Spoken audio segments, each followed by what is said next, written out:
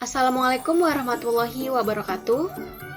Nama saya Dinar Arsy Az-Zahra, NIM 19142144, kelas Perbankan Syariah D semester 5. Pada kesempatan kali ini, saya akan mempresentasikan sedikit mengenai atribute sampling untuk pengujian pengendalian, untuk memenuhi tugas pada mata kuliah auditing. Sebelumnya, saya akan memperkenalkan anggota kelompok 9 terlebih dahulu, yaitu terdiri dari Dinar Arsy Az-Zahra, NIM 19142144, Suhendra, NIM 19142146, dan Ruli Zasti, NIM 19142152. Topik-topik yang akan dibahas pada presentasi kali ini yaitu meliputi statistical sampling models, attribute sampling models, fixed sample size attribute sampling, stop orgo sampling, dan discovery sampling. Baik, yang pertama yaitu statistical sampling. Sebelumnya, seperti yang disebutkan dalam standar pekerjaan lapangan ketiga dalam auditnya, auditor tidak mengumpulkan semua bukti untuk merumuskan pendapatnya, melainkan melakukan pengujian atau tes terhadap karakteristik sebagian bukti untuk membuat kesimpulan mengenai karakteristik seluruh bukti. Dalam melakukan pengujian terhadap karakteristik sebagian bukti tersebut, auditor dapat menempuh 4 cara. Yang pertama, mengambil sampel 100%, melaksanakan judgment sampling, melakukan representative sampling, atau melakukan statistical sampling. Nah, dalam bab ini, dalam materi yang akan kami presentasikan, diuraikan penggunaan statistical sampling dalam pengujian pengendalian atau test of control, yang meliputi penggunaan 3 attribute sampling models, yaitu fixed sample size attribute sampling, stop orgo sampling, dan discovery sampling.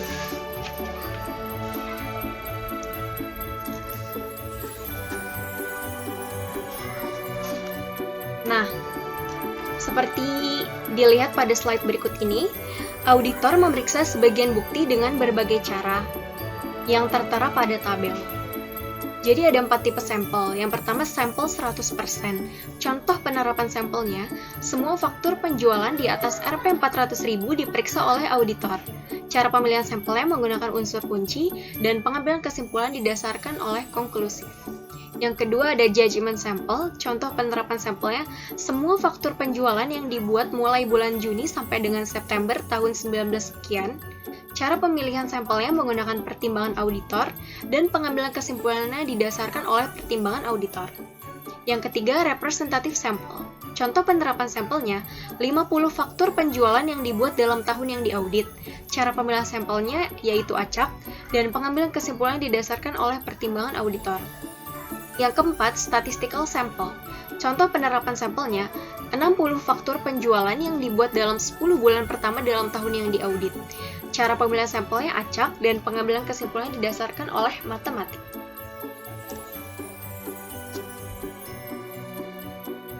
Auditor dapat menggunakan 100% sampel dalam auditnya, yaitu dengan memeriksa misalnya semua faktur yang menyangkut jumlah penjualan di atas Rp400.000. Jika auditor menggunakan cara pemeriksaan ini, auditor memilih anggota sampel berdasarkan unsur penting atau kunci. Jumlah rupiah penjualan di atas Rp400.000 dianggap penting untuk diperiksa oleh auditor.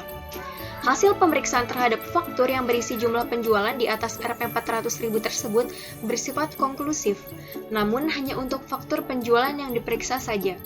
Untuk faktur penjualan yang berisi penjualan Rp400.000 atau kurang, auditor tidak dapat mengambil kesimpulan mengenai mutunya. Kemudian, dalam judgment sampel ini, auditor memilih sampel berdasarkan pertimbangan auditor dan menganalisis hasil pemeriksaan sampel berdasarkan pertimbangan auditor pula. Pengambilan sampel ini tidak dapat disebut dengan statistical sample karena hasil evaluasi terhadap anggota sampel tidak dapat secara matematis diproyeksikan bagi anggota populasi yang tidak diperiksa. Karena sampel yang diambil tidak mewakili anggota populasi, atau karena faktur penjualan yang dibuat di luar tes period tidak mempunyai kesempatan yang sama untuk dipilih menjadi anggota sampel. Dalam auditnya, auditor dapat pula menggunakan representative sample. yaitu dengan memilih anggota sampel secara acak dari seluruh anggota populasi. Dengan cara ini, setiap anggota populasi mempunyai kesempatan sama untuk dipilih menjadi anggota sampel. Namun, karena evaluasi hasil pemeriksaan terhadap sampel tidak dilakukan secara matematis, maka representative sampel tidak dapat disebut dengan statistical sample. Dalam statistical sample, auditor memilih anggota sampel secara acak dari seluruh anggota populasi dan menganalisis hasil pemeriksaan terhadap anggota sampel secara matematis. Dengan cara ini, jika dua orang atau lebih auditor menggunakan parameter yang sama dalam pengambilan sampel dengan statistical sample ini, maka semua auditor tersebut akan menghasilkan konklusi yang tidak berbeda secara statistik. Dengan kata lain, statistical sample akan menjamin objektivitas hasil evaluasi terhadap objek yang diperiksa. Yang kedua, ada statistical sampling models. Nah, statistical sampling models ini dibagi menjadi dua. Yang pertama ada attribute sampling, dan yang kedua ada variable sampling. Nah, attribute sampling ini disebut pula sebagai proportional sampling. Nah, ini digunakan terutama untuk menguji efektivitas pengendalian intern atau dalam pengujian pengendalian. Yang kedua ada variable sampling. Variable sampling ini digunakan terutama untuk menguji nilai rupiah yang tercantum dalam akun atau dalam pengujian substantif. Yang ketiga, ada attribute sampling models. Ada 3 model attribute sampling. Yang pertama, Fixed Sample Size Attribute Sampling. Model pengambilan sampel ini adalah model yang paling banyak digunakan dalam audit. Pengambilan sampel dengan model ini ditunjukkan untuk memperkirakan persentase terjadinya mutu tertentu dalam suatu populasi. Model ini terutama digunakan jika auditor melakukan pengujian pengendalian terhadap suatu unsur pengendalian intern, dan auditor tersebut memperkirakan akan menjumpai beberapa penyimpangan atau kesalahan. Yang kedua yaitu stop or go sampling. Model pengambilan sampel ini sering juga disebut dengan decision attribute sampling. Model ini dapat mencegah auditor dari pengambilan sampel yang terlalu banyak, yaitu dengan cara menghentikan pengujian sedini mungkin.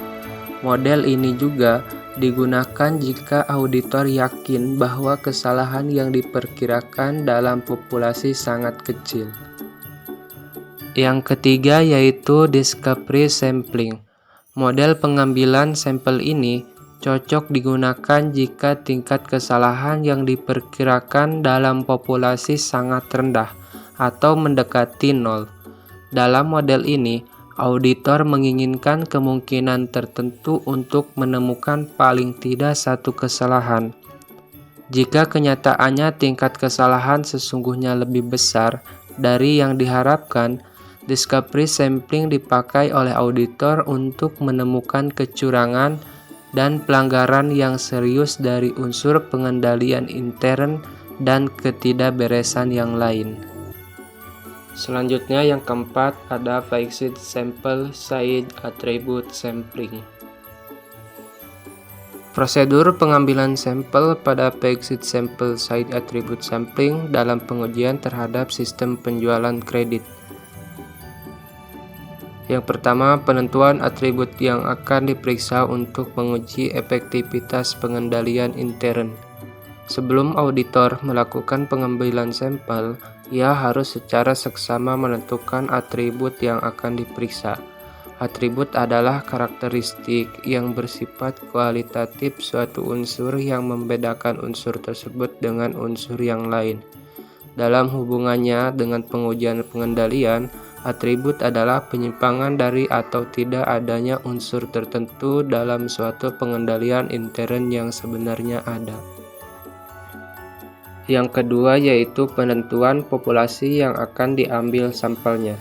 Setelah atribut yang akan diuji ditentukan, langkah berikutnya adalah menentukan populasi yang akan diambil sampelnya. Dalam pengujian pengendalian terhadap sistem penjualan kredit tersebut, setelah atribut yang akan diperiksa ditentukan, yaitu adanya tanda tangan persetujuan kredit oleh kepala bagian kredit.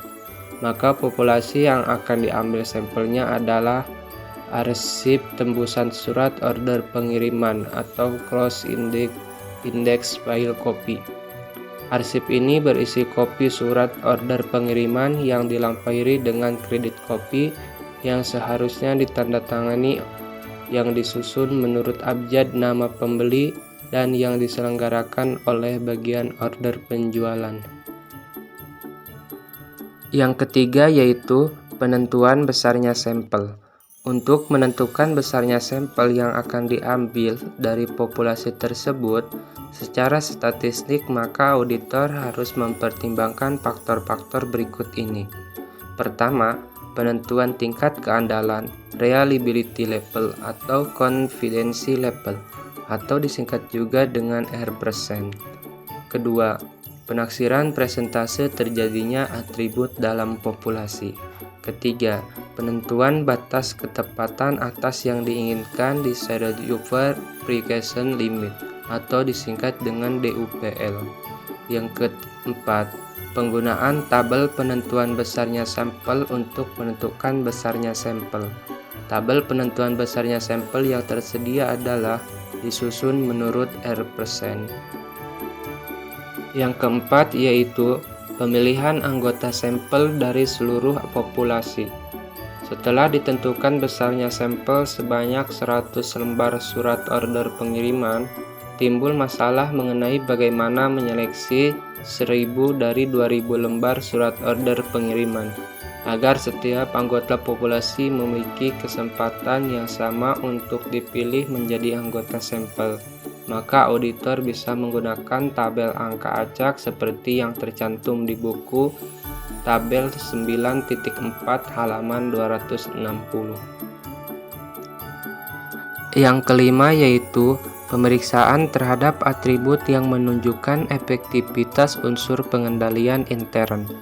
Setelah 100 surat order pengiriman yang memiliki nomor-nomor sesuai dengan angka acak yang dipilih dari tabel angka acak tersebut diambil dari arsip, langkah berikutnya adalah memeriksa atribut berupa kredit kopi yang ditandatangani oleh kepala bagian kredit yang melampiri surat order pengiriman tersebut. Jika terdapat surat order pengiriman yang tidak dilampiri dengan kredit kopi yang telah ditandatangani oleh bagian kredit, maka hal ini merupakan harus mencatat beberapa kali ia menemukan surat order pengiriman yang tidak dilampiri dengan kredit kopi yang ditandatangani oleh kepala bagian kepala kredit. Yang keenam yaitu evaluasi hasil pemeriksaan terhadap atribut anggota sampel. Misalnya, dari pemeriksaan terhadap 100 surat order pengiriman tersebut, auditor menemukan 3 lembar surat order pengiriman tidak dilampiri dengan kredit kopi yang ditandatangani oleh kepala bagian kredit, maka auditor tersebut kemudian menggunakan tabel evaluasi hasil yang memiliki tingkat keandalan sesuai yang digunakan untuk menentukan besarnya sampel yang lalu. Dengan tabel tersebut, auditor dapat menemukan beberapa SVD Verification Limit atau disingkat dengan AUPL. 5. Stop or go sampling. Prosedur yang harus ditempuh oleh auditor dalam menggunakan stop or go sampling adalah sebagai berikut. 1. Tentukan Desired Verification Limit atau DUPL dan tingkat keandalan.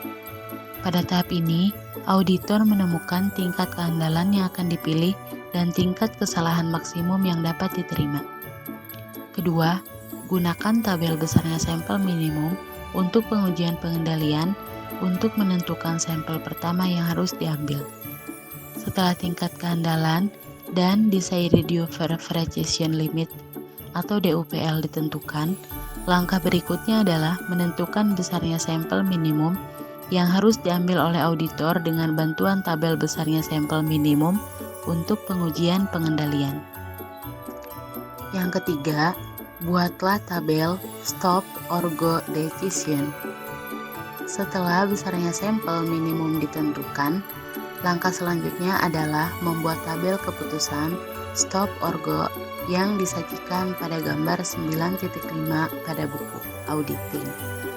Dalam tabel stop or go decision tersebut, auditor akan mengambil sampel sampai 4 kali. Umumnya, dalam merancang tabel stop or go decision, auditor jarang merencanakan pengambilan sampel lebih dari 3 kali. Yang keempat, evaluasi pemeriksaan terhadap sampel. Misalnya auditor menemukan surat order pengiriman tidak dilampiri dengan kredit kopi yang ditandatangani oleh kepala bagian kredit, maka auditor tersebut kemudian menggunakan tabel evaluasi hasil yang memiliki tingkat keandalan sesuai yang digunakan untuk menentukan besarnya sampel yang lalu. 6. Discovery sampling. Prosedur pengambilan sampel dalam discovery sampling adalah sebagai berikut. Yang pertama, tentukan atribut yang akan diperiksa. Atribut yang akan diperiksa harus diremukkan lebih dahulu sebelum discovery sampling dilakukan. Dalam pengujian pengendalian terhadap sistem pembeliannya, misalnya atribut yang diperiksa oleh auditor adalah bukti kas keluar yang dilampiri dengan bukti pendukung yang lengkap, atau surat order pembelian, laporan penerimaan barang, dan faktur dari pemasok. Yang kedua, tentukan populasi dan besar populasi yang akan diambil sampelnya. Tabel untuk menentukan besarnya sampel disusun dengan besarnya populasi. Oleh karena itu, setelah atribut ditetapkan, langkah berikutnya adalah menghitung besarnya populasi.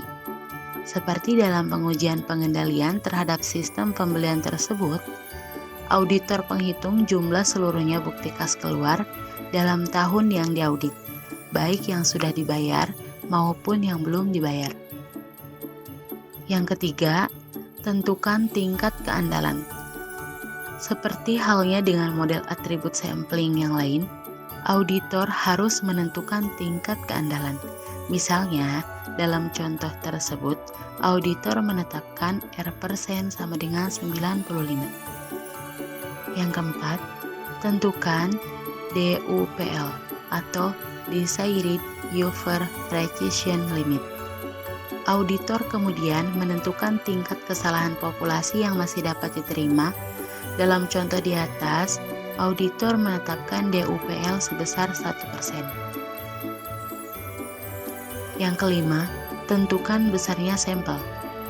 Dengan menggunakan tabel discovery sampling yang sesuai dengan besarnya populasi objek yang akan diperiksa, R% dan DUPL, maka auditor akan dapat menentukan besarnya sampel. Dan yang terakhir yaitu evaluasi pemeriksaan terhadap karakteristik sampel. Jika dari hasil pemeriksaan 300 anggota tersebut tidak menemukan kesalahan, auditor akan segera mengambil kesimpulan bahwa dengan 90% keyakinan, kemungkinan terjelek tingkat kesalahan dalam populasi tidak melebihi 1%. Dengan kata lain, pengendalian intern klien terhadap sistem pembelian adalah efektif. Di lain pihak, jika auditor menemukan kesalahan satu atau lebih kesalahan dalam pemeriksaan terhadap anggota sampel, auditor kemungkinan tidak akan membuat kesimpulan secara statistik mengenai hasil pemeriksaannya.